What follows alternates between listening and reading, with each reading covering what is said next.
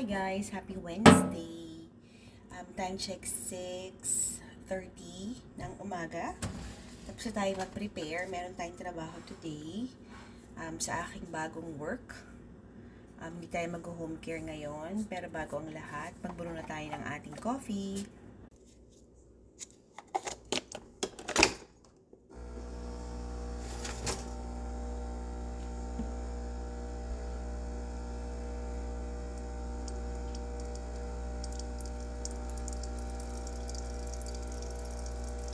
Ito muna guys ang ating gagamiting mug dahil yung ating Hello Gorgeous mug ay nasa dishwasher pa.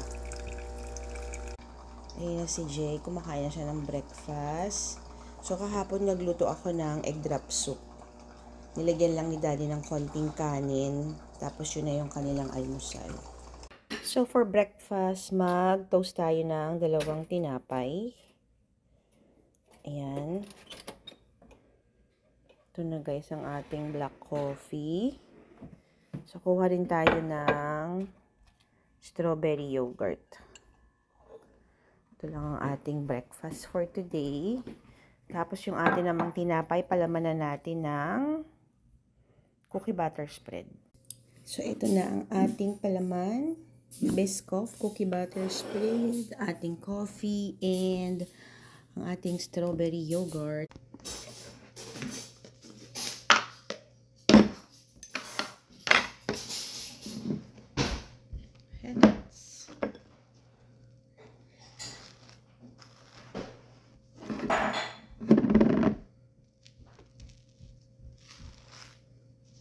Tapos nang kumain yung mga bata guys, kakaakyat lang ni ate. Siya yung huling kumain.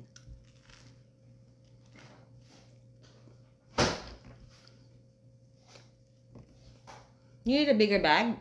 No. Nagpe-prepare siya ng kanyang baon sa school.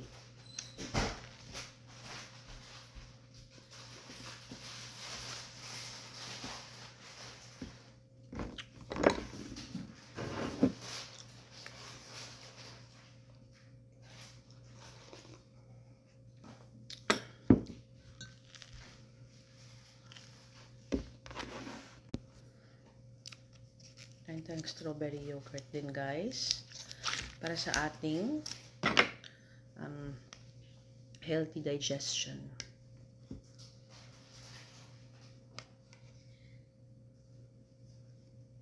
Is that good? What's the flavor? Sea salt.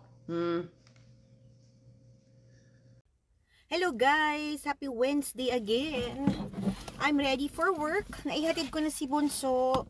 Umuwi muna tayo sandali sa bahay dahil ang ating pasyente or ang ating work ay magsa-start ng 8:30 to 8:45. Inubos ko muna yung ating coffee. And syempre pa, nag-edit tayo ng ating long form videos. Kaya naman sana ay panoorin ninyo at suportahan ang aking journey dito sa Facebook world. Time check, it is 8:14 ng umaga. Maganda ang ating weather ngayon guys. Medyo malamig pa din, pero nasa 62 degrees tayo. Wala tayong expected na rain. Ayan, maaraw na maaraw. So ang aking trabaho guys ay between 8:30 to 8:45. 8:14 pa lang, pupunta muna ako sa tindahan guys. Meron muna tayong kailangang bilihin. And then magtatrabaho na tayo. So ang aking trabaho guys, malapit. Naputol guys. Ang aking work ay malapit lang sa aming bahay. Siguro mga 10-15 minutes away lang yan. Wala tayong baon ngayon. So, ang expected ko ay hanggang 1:00 ako ng hapon doon. And then, didiretso na tayo pagsundo kay ate. So, meron tayong 2 home care na pasyente na bago. Tingnan ko guys kung makikita natin yan ngayon. Sinasagad ko yung mga pwede nating makita for home care para kung merong mang dumating sa mga susunod na araw, maisingit pa rin natin yan sa ating schedule dahil ang ating past 2 weeks ng ating trabaho ay napakahina. So hopefully magtuloy-tuloy na ang ating trabaho dahil alam nyo na mahirap yan, marami tayong bayarin. Importante na tayo ay mayroong hanap buhay. Dito guys sa Amerika ay maganda yung buhay kapag may trabaho ka. Syempre, yung mga walang trabaho, guys, ay mahirap din naman yun. Wala kang mga pangbayad ng mga bills, pambili ng mga pagkain. Kami lalong-lalo na meron tayong 2 teenagers na nagsusports. Medyo magastos din ang sports. Yung practice, yung mga events nila. Tapos lagi silang gutom. Ang aming teenagers palaging kala mo merong monster sa tiyan. Lagi silang gutom at gusto nila laging kumakain. Pero okay na okay lang yan, guys. Basta naman nag-e-enjoy ang ating mga anak. Tapos active sila. So that's very nice. Meron silang sports activity talaga na nakatutok na sila doon. Pati syempre yung pag-aaral. Hindi pwedeng pabayaan yun. Kailangan balance, guys. Ang ating mga anak kailangan, kahit na sila ay nasa sports, hindi pa rin nila papabayaan ang kanilang school. Sobrang sikat ng araw, hindi ko na makita yung signal light. So kahapon umakyat ang temperature namin ng almost 80 degrees. Kaya guys, nilabas ko yung aking tanim na na pineapple. Pinalabas ko na kay daddy kahapon nung mga bandang tanghali. Ako actually ang sumundo kay ate. Dinala ko siya sa orthodontist. Ang original na plan namin ni daddy, siya ang susundo kay ate. Pero dahil yung last patient ko kahapon, between 1 to 2 ay nag-cancel. So mga bandang 12 o'clock tapos na tayong magtrabaho. Umuwi muna ako sandali sa bahay, guys. Kami actually ni daddy, kumain kami sabay kahapon. And then pumunta na ako sa school ni ate around 1:15 ng tanghali. Kasi yung kanyang orthodontist ay 1:45 ang schedule. So ang ating tanghalian kahapon, inubos na namin yung niluto kong pansit malabon ng birthday niya. Meron pa tayong pansit bihon. Ngayon wala tayong lulutuin kasi bala kong ubusin lahat ng mga leftovers. Meron pa tayong spare ribs. Meron pa tayong pansit bihon. Kahapon gumawa si daddy ng chicken tonkatsu. Meron pang konting natira. At saka magkahagila pa tayo ng mga pagkain na meron sa fridge bago ako magluto. Dahil sayang naman, guys, pag tumagal yung mga pagkain na ganun, tumitigas na sila. Hindi naman siya napapanis kaagad, pero tumitigas. Tapos syempre nakakasawaan na din ang mga bata. Ayoko nagtatapon ng mga pagkain, guys. Kung pwede nating i-reuse or i-repurpose yan. Katulad ng rotisserie chicken na nabili natin from Sam's Club. Ginawa kong sahog yun ng chicken mommy. Meron pang konti na i-freeze ko na pag gumawa tayo ng pansit bihon. Yun din ang ating gagamitin o kaya sa sopas. Para wala tayong patapon, guys. Para walang sayang. Ito. Okay. Kala ko kasi merong school bus, guys. Dito kasi, guys, kapag yung school bus nag-blinking lights, kapag inilabas nila yung kanilang stop sign, kailangan magbigay ka ng ample space.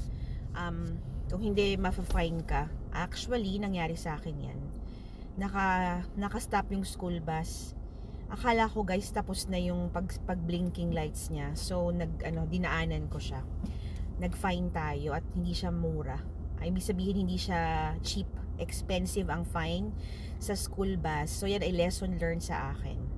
Dito sa Amerika, pinapangalagaan talaga nila ang safety ng mga kabataan. So, wag gayahin dahil mahal. Balikan ko kayo mamaya. Hi guys! I am back! Happy Wednesday! Time check 7:21 ng gabi. Hindi na ako nakapag-video kanina, guys, nung umuwi ako galing sa aking trabaho.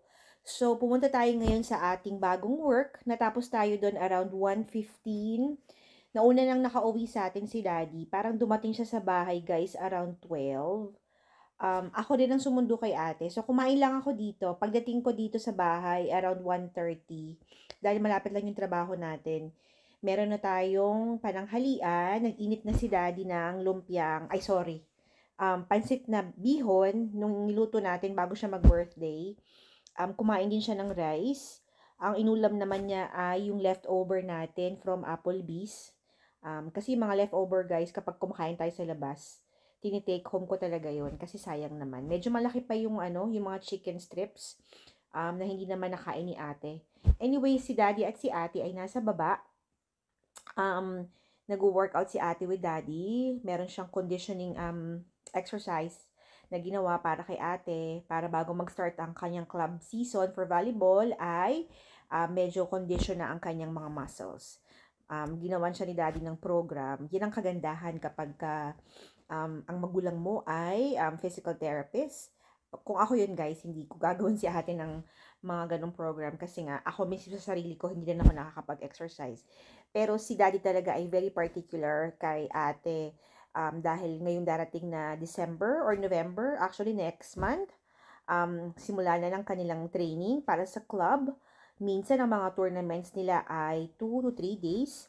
Kaya kailangan na yung mga muscles ni ate ay condition. So, ginawan siya ni daddy ng program every day. So, I think this is the second week. Kasi pagkatapos nung school season ng volleyball, sabi ni daddy, magpahingahin lang niya si ate ng mga ilang araw. So, nag-start ang kanyang training last week. That's every day. Pagkatapos ni ating gumawa ng homework, bumababa sila sa basement para mag-exercise. And then, si JJ naman ay nasa swim practice. Hinatid ni daddy si Bunso. Umalis sila around 6:45. Tapos umuwi din si daddy dito sa bahay para nga samahan naman si ate sa kanyang workout. So, ganyan ka, dedicated at very involved ang ating tatay of the home, ang ating pangbansang ama ng tahanan. Pagdating sa mga activities ng aming mga anak, I'm very thankful na meron tayong katuwang talaga. So, kung ang binibigay natin ay 100%, ganun din naman si tatay. Dito na tayo guys sa loob ng aming kwarto. Nagpahinga na tayo dahil masakit ang ating likuran. Maliban pa sa back pain guys, ako ay nagmamigraine. So, bukas ay Huwebes na. Babalik ako sa aking panibagong trabaho. Dahil kailangan pa nila ng help, nag-offer ang aking manager kung pwede raw ba akong tumulong ulit bukas. At dahil mahina pa naman ang ating isang trabaho, why not choknat? Anytime na may pagkakataon tayong magtrabaho, gagrab natin yung opportunity dahil for the past 2 weeks nga, napakababa ng ating caseload. Meaning, wala tayo halos pasyente for home care. So, ano yun guys? Masakit yan para sa ating budget or sa ating pangkabuhayan showcase dahil ang atin namang babayarin ay tuloy-tuloy.